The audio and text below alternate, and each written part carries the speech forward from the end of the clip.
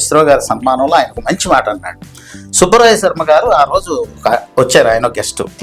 ఆయన వచ్చి ఒక మాటగా అన్నాడు, మేము నాటకాలు వేసేటప్పుడు మిశ్రో గారు, నాయుడు గోపి గారు వస్తున్నారంటే మేము ఫస్ట్ సెకండ్ ప్లేస్ మర్చిపోయేవాళ్ళం, మిగతాది ఏదో వస్తుందిలే అనుకునేవాళ్ళం అని ఆయన చెప్పాడు. చివరిలో మిశ్రో గారు సన్మానం చేసిన తర్వాత ఒక మాట అన్నాడు. ఇందాక మిత్రులు సుబ్బరాయ శర్మ గారు సీనియర్ ఆర్టిస్టు ఆ మాట అన్నారు, చాలా తప్పది. మేమేం తిట్టలమేం కాదు, చెప్పాలంటే మీ అందరికంటే మేము బ్యాడ్ ఆర్టిస్టులు అన్నారు. జనాలందరూ నవ్వుతున్నారు.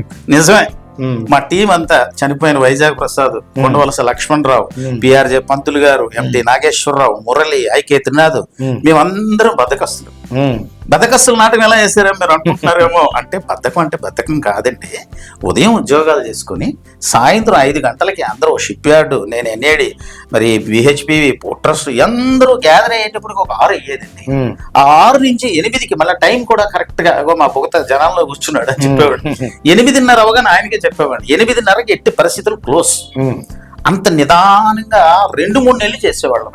మిగతా వాళ్ళు నవ్వేవారు మమ్మల్ని చూసి, ఏంటండి నాటకానికి అంత టైం ఎందుకండి అంటే, నిదానంగా చదివితే ఏదైనా ఒక పుస్తకం కానివ్వండి, ఒక సినిమా కానివ్వండి, దీక్షతో చూస్తే అది బుర్రలోకి వెళ్తుంది.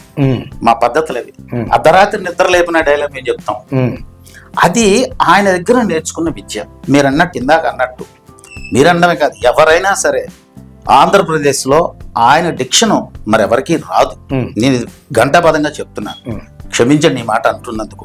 ఎందుకంటే ప్రతి అక్షరం, ఒత్తు, దానికి తాలూకా అభినయం, భాష స్పష్టత, ఇవన్నీ ఆయన దగ్గరే నేర్చుకున్నాం.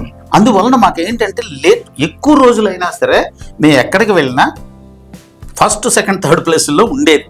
ఎందుకంటే చిన్నపిల్లడికి అల్పుడెప్పుడు పలుకు ఆడంబరంగా, సజ్జనుండు పలుకు చల్లగా, ఆ పద్యం 10 సార్లు చదివించేవాళ్ళం. ఎక్కాల వెనక నుంచి రాయించేవాళ్ళం. చిన్నప్పుడు మా నాన్నగారు రాయించేవారు, 20 నుంచి రాయించేవారు. అవి ఎందుకు ఇక్కడ పడుతుంది అనమాట. అంటే డైలాగ్ చదివేసి వెంటనే అయిపోవడం కాదు, కానీ అలాగని మిగతా వాళ్ళని నేను కించపరచట్లేదు. దానివల్ల ఏంటంటే ఒక స్టాండర్డ్ వస్తుంది.